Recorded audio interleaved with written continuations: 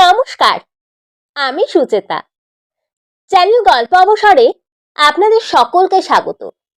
আজকে আমি আপনাদের সামনে পাঠ করে শোনাতে চলেছি বিভূতিভূষণ বন্দ্যোপাধ্যায়ের লেখা একটি ছোট গল্প, অভয়ের অনিদ্রা।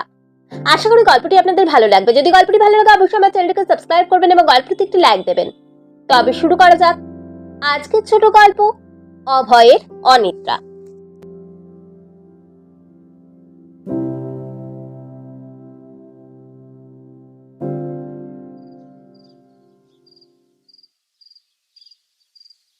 অভয়ের সারা রাত্রি ঘুম হইল না। শত চেষ্টা করিয়াও সে তাহার চক্ষু নিমীলিত করিতে পারিল না। সে যে আচমকা কিসের যেন শব্দে তাহার ঘুম ভাঙিয়া গেল। তারপর আর কিছুতেই সে ঘুমাইতে পারিল না। চক্ষু যেন তাহার ঠিকরাইয়া বাহির হইবার উপক্রম হইল। বেশ শান্তিতে সে ঘুমাইতেছিল, অকস্মাৎ কে যেন তাহার দ্বারে করাঘাত করিয়া গেল, আর সেই শব্দে অভয়ের সুপ্ত চেতনা জাগিয়া উঠিল। অভয় ধীরে ধীরে তাহার শয্যার ওপর উঠিয়া বসিল। ধীরে ধীরে ক্ষীণপ্রায় হ্যারিকেনটি উজ্জ্বল করিয়া দিল। ধীরে ধীরে চারিদিকে সাবধানে চাহিয়া দেখিল না। কোথাও এতটুকু অসামঞ্জস্য ঘটে নাই। যেখানকার জিনিসটি যেমন ছিল তাহা ঠিক সেখানেই আছে, এতটুকু নড়ে নাই। অভয় স্বস্তির নিঃশ্বাস ফেলিয়া বাঁচিল। ভয়ে তাহার নিশ্চয় অহেতুক। সে প্রথমে ভাবিয়াছিল হয়তো ডাকাত পড়িয়াছে, কিন্তু পরক্ষণেই স্মরণ হইল ইহা কলিকাতা, ডাকাত পড়িবার সম্ভাবনা নাই আদৌ। তারপর মনে পড়িল হয়তো চোর পড়িয়াছে। অনেকক্ষণ কান খাড়া করিয়া রহিল। চোরের আর কোনো সাড়া শব্দ পাওয়া গেল না। তবে কিসের এই বিকট শব্দ? অভয় ভাবিয়া ভাবিয়া আকুল হইল। মুহূর্তে তাহার পাশে শূন্য বিছানায় নজর পড়িল। 7 দিন আগে, মাত্র 7 দিন আগে এই শয্যা পূর্ণ ছিল। 7 দিন আগে তাহার এই গৃহ এমন মহাশূন্যতা প্রকাট করিয়া খাঁ করিত না। মনে পড়িল বেচারা বকুলের কথা। তাহার সহধর্মিণী, তাহার স্ত্রী অগ্নি সাক্ষী করিয়া যাহাকে গৃহলক্ষ্মী রূপে বরণ করিয়া লইয়াছিল। 3 বছর পূর্বে এই শ্রাবণের এক শুভ লগ্নে বকুলকে সে স্বগোত্রের গণ্ডির মধ্যে টানিয়া আনিয়াছিল। সেদিনও আকাশে এমনি করিয়া পূর্ণিমার চাঁদ উঠিয়াছিল। তখন তাহার মা ছিলেন। দিন বেশ সুখেই কাটিতেছিল। তারপর একদা পরপার হইতে মার ডাক পড়িল। বকুল নিপুণ হস্তে সংসারের হাল টানিয়া ধরিল, আর অভয় তাহার পানে তন্ময় হইয়া চাহিয়া রহিল। মাতার অভাব বকুলকে দিয়া পূরণ করা হইল। প্রথম প্রথম বকুলকে অবশ্যই বেগ পাইতে হইয়াছিল, কিন্তু অচিরেই সে অভ্যস্ত হইয়া গেল। সংসারের হিসেবপত্র হইতে আরম্ভ করিয়া রান্না পর্যন্ত তাহাকে নিজ হস্তে করিতে হইত। কালক্রমে বকুল স্বামীর বিরাট বহু বিস্তৃত সংসারের সহিত এমন ভাবে জড়িত হইয়া গেল যে তাহার অভাব একদিনও সহ্য করা যাইত না। বাপের বাড়ি যাইবার ফুরসত সে পাইত না। ভোর হইতে উঠিয়া গভীর রাত্রি পর্যন্ত কর্মে তাহার বিশ্রাম ছিল না। কলের পুতুলের ন্যায় সে অক্লান্ত কর্ম করিতে লাগিত। একবেলা তাহার অসুখ করিলে সংসার প্রায় অচলাপ্রায় হইয়া যাইত। ছেলে মেয়েদের পেট ভরিয়া খাওয়া হইত না, অতিথি অবগত ফিরিয়া যাইত। খাদ্যদ্রব্য এমনই অখাদ্য হইত যে কাহারও মুখে তুলিবার রুচি হইত না। পাশের বাড়ির চাঁপা একদা মধ্যাহ্নে বেড়াতে আসাইয়াছিল। সে বকুলকে দেখিয়া বলিল, দিদির চেহারা তো কি বিশ্রী হয়ে গেল গো। হবে না ভাই, যা খাটুনি। বকুল কহিল, খাটুনিতে একটু কম করতে পারো গো।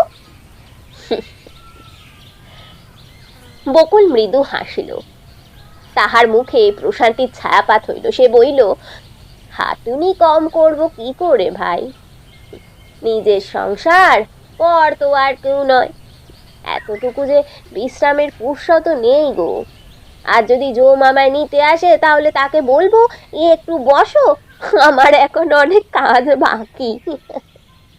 বালাই ষাট, ও কি অলক্ষণে কথা ভাই। আমার আমার লক্ষণ অলক্ষণ, আমি তো জমেরও অরুচি গো ভাই।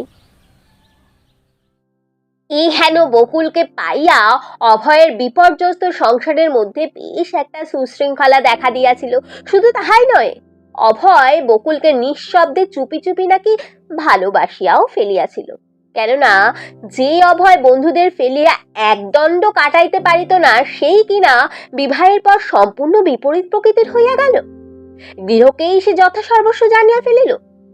বন্ধুরা বিদ্রুপ করিতে কসুর করে নাই, বলিল, আরে ভাই, বৌদি তোকে এমন করে তুক করে ফেলবে জানলে কখনো বিয়ে তোকে করতেই দিতুম না। হ্যাঁ, কেউ কেউ বলিল, তা বৌদি দেওয়া খাবার টাবার দেখে খাস বাবা।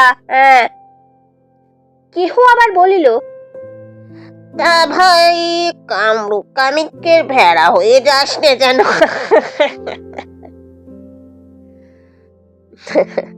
কিছে বলো না রে, তোরাও না।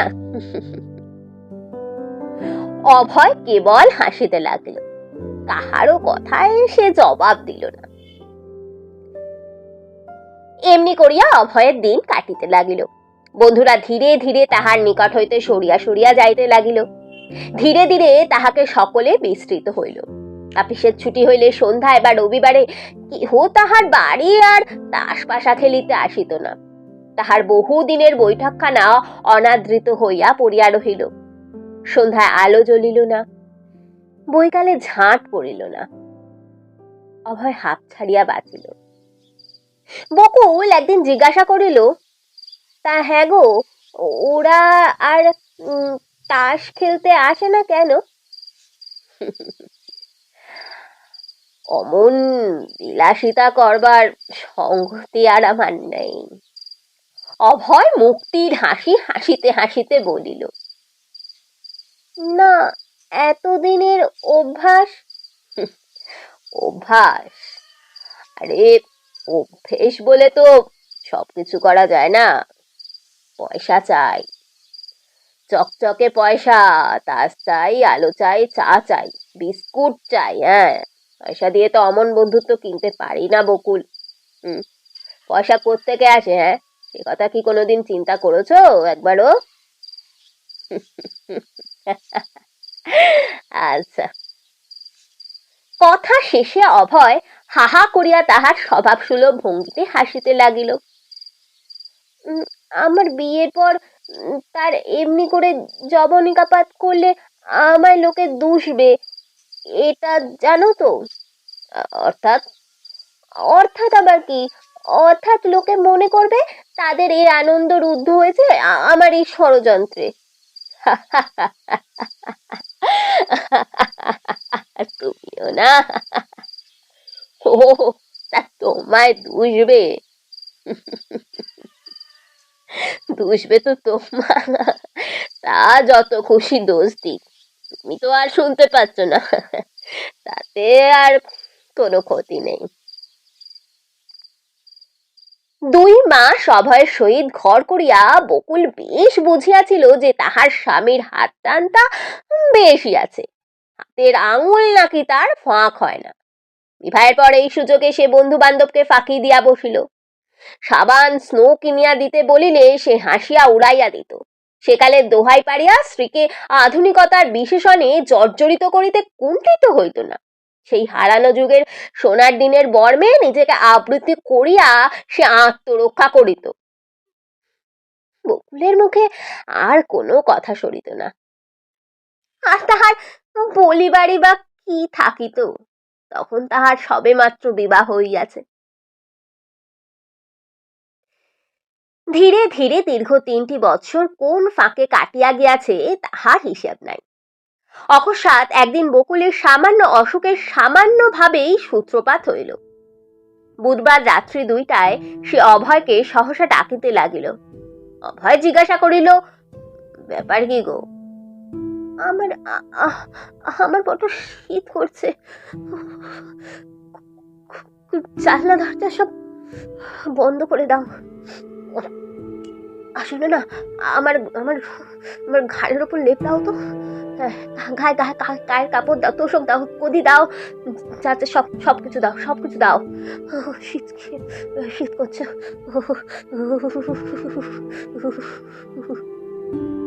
অভয় লেপ দিল, গায়ের কাপড় দিল, বকুলের শীত তবুও তিলার্ধ কমিল না। সে হি হি করিয়া কাঁপিতে লাগলো, চিৎকার করিতে লাগলো, আরো দাও, আরো দাও, আরো দাও। না, খুব শীত করছে, আরো দাও, আরো দাও, কাপড় দাও, কাপড় ধরলি। শীত দিবার আর কিছুই অবশিষ্ট রহিল না। তথাপি বকুল কাঁপিতে লাগিল। অভয় তাহার কপালে হাত দিয়া দেখিল গা যেন পুড়িয়া যাইতেছে।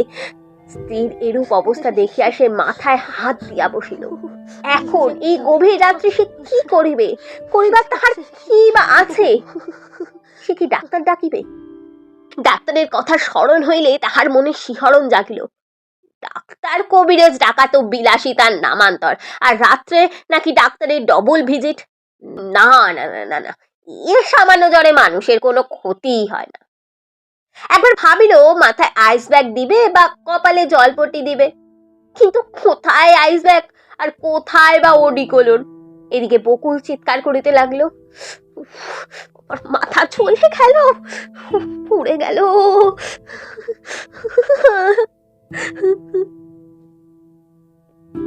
অভয় বলিল, বেশ তো ভালো মানুষ, খাওয়া দাওয়া করে শুলে, হঠাৎ এমন কি বা অসুখ করলো বলো দেখি। নিশ্চয় ম্যালেরিয়া, আমি হলপ করে বলতে পারি, বুঝলে? এ ম্যালেরিয়া ছাড়া আর কিছুই নয়। দেখছি, দাঁড়াও দাঁড়াও। বকুল তখন গান জুড়িয়া দিয়াছে, অনর্গল এলোমেলো বকিয়া চলিয়াছে। সজনে কে বুঝতে ওই যমুনার কোলে শ্যাম কালো তার কালো মাথার চূড়া, তার মনোবাসী ওই যমুনার কোলে। অভয় বিপদ গুনিল। সারা রাত্রি স্ত্রীর মাথায় পাখার বাতাস করিতে লাগিল। নিজের শরীরের উপর দিয়া যাহা কিছু করা যায় তাহা সে করিতে প্রস্তুত। শুধু এই রাত্রে অযথা সে খামোকা পয়সা খরচ করিতে পারিবে না। পয়সা তাহার বুকের ৩২ খানা হাড়ের সামিল। বকুল সারা রাত্রি হাসিয়া কাঁদিয়া গাহিয়া চিৎকার করিয়া কাটাইয়া দিল। জ্বর কমিল না। ভোর হইলে বাড়ির অন্যান্য লোকজন আসিয়া হাজির হইল। যথাসময়ে পাড়ার একজন ডাক্তার ডাকিয়া আনা হইল। ডাক্তার অনেকক্ষণ পরীক্ষা করিয়া ভাবিয়া চিন্তিয়া বলিল, টাইফয়েড রোগ বড় শক্ত হয়ে দাঁড়িয়েছে, এখন রীতিমতো চিকিৎসার প্রয়োজন। অভয় প্রমাদ গণিল, বিপদ কি মানুষের এমনি করিয়াই হয়? তাহার বড় ইচ্ছা হইল সে ডাক ছাড়িয়া চিৎকার করিয়া কাঁদে, কিন্তু কাঁদিল না, বরং স্ত্রীর চিকিৎসার জন্য জলের মতো না বলিয়া না কইয়া 10টি টাকা মাত্র খরচ করিয়া বসিল। হিসাবের খাতায় খরচের অঙ্কটা হয়তো আরো বড় হইবে, কিন্তু স্ত্রী তাহার ভাগ্যবতী স্বামী সোহাগিনী পতিপরম গুরুকে অযথা ব্যয়ের হাত হইতে নিষ্কৃতি দিল। পরের দিনই সে ইহজগতের মা কাটাইয়া গোলকধামে চলিয়া গেল। কেহ তাহাকে বাধা দিতে পারিল না। অভয় পত্নীর শোকে ধূলিতলে আছড়াইয়া পড়িল। সে আর্তকণ্ঠে বিনাইয়া বিনাইয়া রমণীর ন্যায় কাঁদিতে লাগিল। তাহার অত সাধের তাসের গড় মরণের তীব্র আঘাতে ভাঙিয়া চুরিয়া লণ্ডভণ্ড হইয়া গেল। সে প্রতিরোধ করিতে পারিল না, কেবল তীব্র সুরে শোক প্রকাশ করিয়া চলিল। সেই সব পুরনো দিনের হারানো বন্ধুরা আজ বিপদ দেখিয়া আসিয়া জুটিল। সেই হাবু, পটল, রমেন, ভূপেশ, বিমিন সকলেই একে একে দেখা দিল। দীর্ঘ ৩ বৎসর যারা অভয়ের ছায়া পর্যন্ত মারাইত না, সকলে যাহার মুখ দেখিলে অযাত্রা বলিয়া ঘোষণা করিত, অযথা হাঁড়ি ফাটিবার আশঙ্কায় সারাদিন সচকিত থাকিত, আজ সেই অভয়ের বিপদে আর তাহারা বেচারার হাত দিয়া জল গলে না বলিয়া দূরে সরিয়া রহিল না। অভয় তাহাদের দেখিয়া যেন হাতে স্বর্গ পাইল। তাহারা অভয়ের কান্না দেখিয়া নিজেরাই কাঁদিয়া ফেলিল। তাহারা জানে অভয় তাহার স্ত্রীকে কি দারুণ ভালোবাসে। স্ত্রীর অভাব তাহার জীবন কিরূপ বিষময় হইয়া যাইবে। অগত্যা তাহারা তাহাকে সান্ত্বনা দিতে লাগিল। সন্ধ্যায় সব দাহ করিয়া সকলে গৃহে ফিরিল। সত্যই নাকি অভয় তাহার স্ত্রীকে নিবিড় ভাবে ভালোবাসিত। সে ভালোবাসায় নাকি এতটুকু গলদ ছিল না। উঠিতে বসিতে সব সময় সে বকুল বকুল বলিয়া অস্থির হইত। বকুল হাসিয়া বলিত, আমি বলে তুমি কি করবে বলো তো? শুভ্র তাজমহল।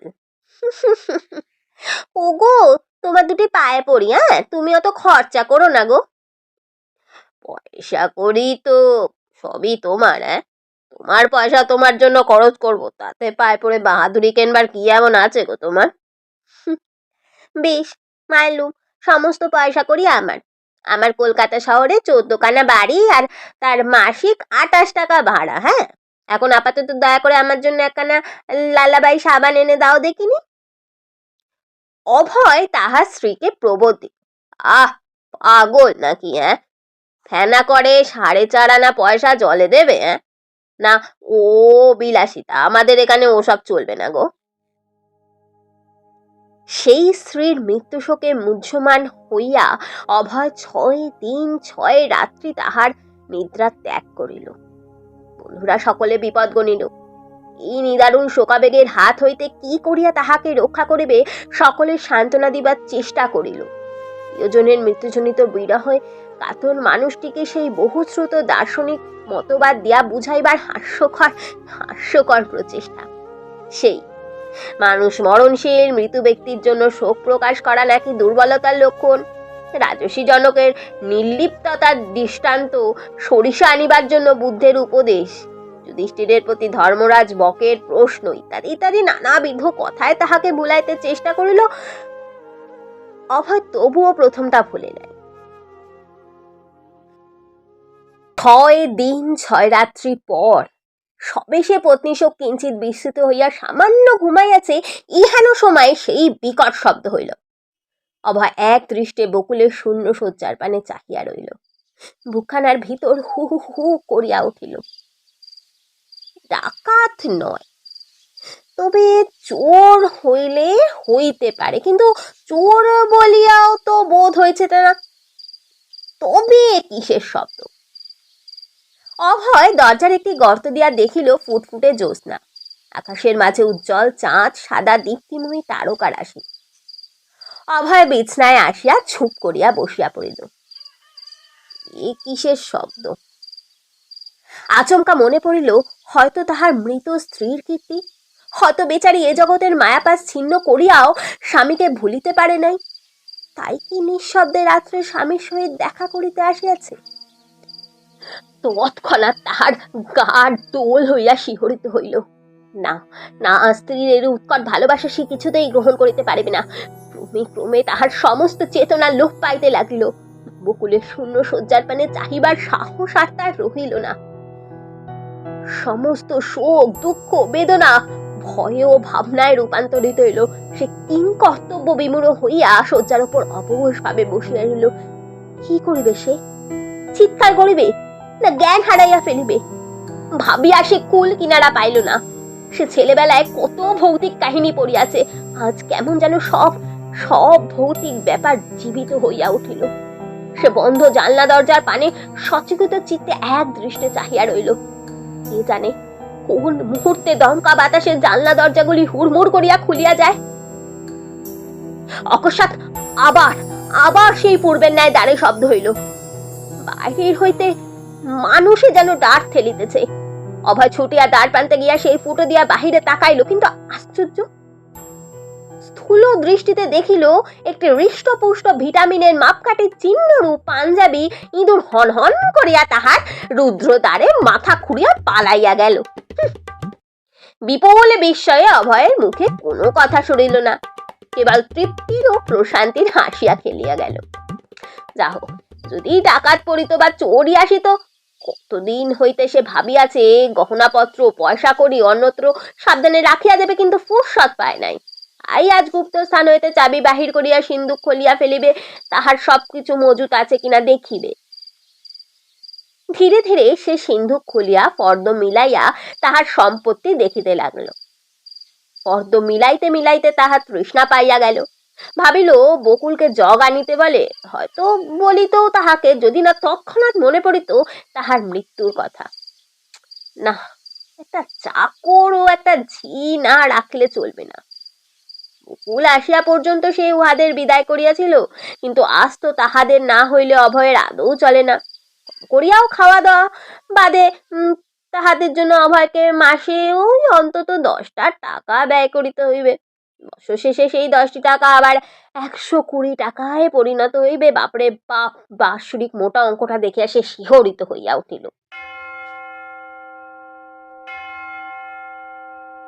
যথা সময় রাত্রি 2টা বাজিল। অভয় তখন বাক্স হাতড়াইতেছে। তাহার চুল উস্কো খুস্কো হইয়া গিয়াছে, চক্ষু যেন ঠিকরাইয়া পড়িবার উপক্রম হইয়াছে, ঘন ঘন অস্বস্তির নিঃশ্বাস পড়িতেছে। গভীর রাত্রে সে স্ত্রীর শূন্য শয্যায় আসিয়া আছড়াইয়া পড়িল। আবার সে বিনাইয়া বিনাইয়া চাপা কণ্ঠে কাঁদিতে লাগিল।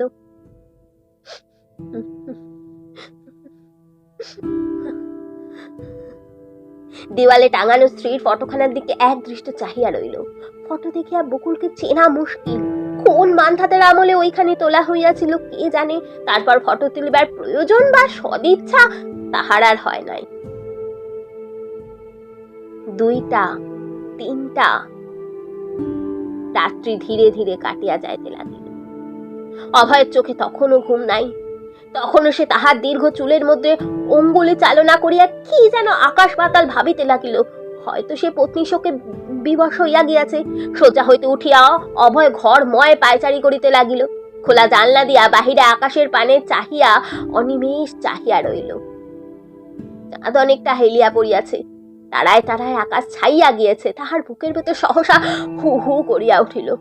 কয়েক বিন্দু অশ্রু তাহার গণ্ড বাহিয়া ঝরিয়া পড়িতেছে। কিছুতেই সে ঘুমাইতে পারিল না। ঘুম তো দূরের কথা, সে তাহার বিছানায় শুইতে পারল না। শয্যা তাহাকে কাঁটার ন্যায় বিঁধিতে লাগিল। একবার ভাবিল সে লোটা কম্বল লইয়া যেখানে 2 চোখ যায় সেখানে চলিয়া যাইবে। আর সে সংসারে থাকিতে পারবে না, হয়তো পাগল হইয়া যাবে।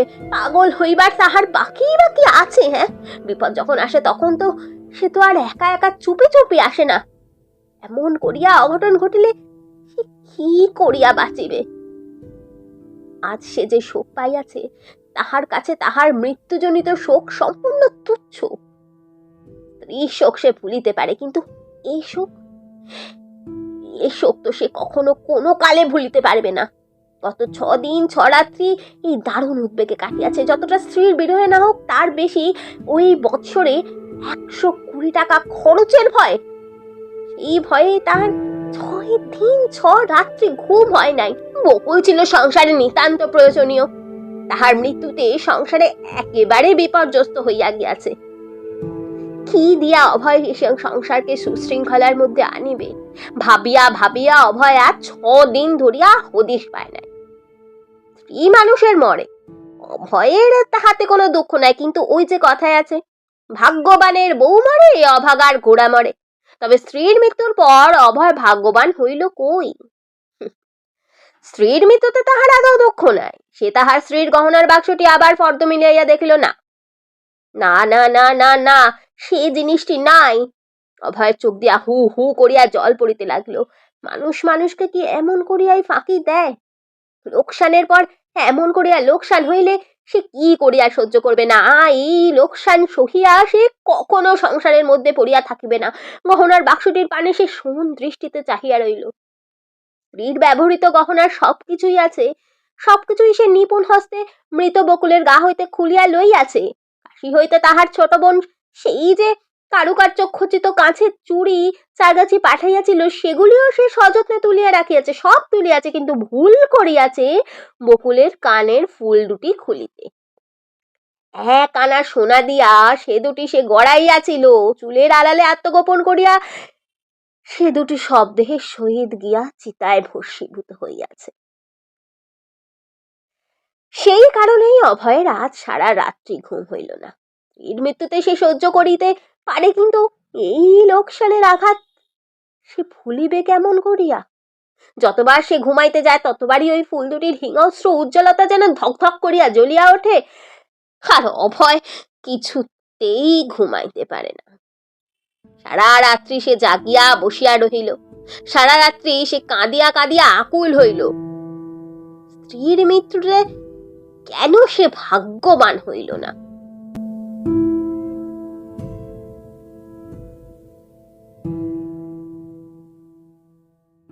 ধন্যবাদ। শেষ হলো আজকের ছোট গল্প অভয়ের অনিদ্রা। আশা করি গল্পটি ভালো লেগেছে। যদি গল্পটি ভালো লাগে আমার চ্যানেলটিকে অবশ্যই সাবস্ক্রাইব করবেন এবং গল্পটিতে একটি লাইক দেবেন এবং কমেন্টে অবশ্যই জানাবেন গল্পটি আপনাদের কেমন লাগলো। নমস্কার।